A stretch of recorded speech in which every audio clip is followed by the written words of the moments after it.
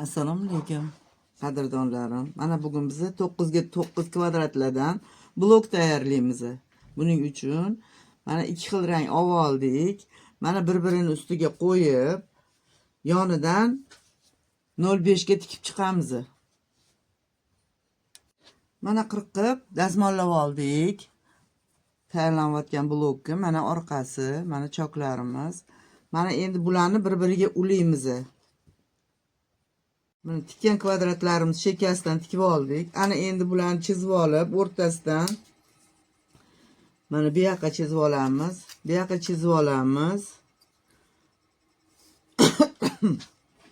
Mana bu yog'ini ham chizib olamiz. Keyin bir qavatini qirqib olamiz.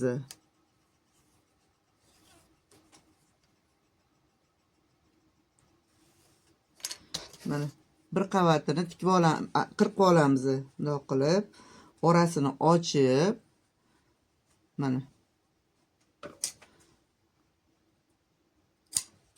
mana shunaqa qilib qirqib chiqamiz. Nur bir qolguncha burchagigacha mana. Mana qadrdonlarim, blokimiz tayyor bo'ldi. Mana shunaqa bloklarni ko'paytirib, xohlagan narsa tikishingiz mumkin. Adyolmi, ko'rpachami, stolga qo'yishga gilamchami.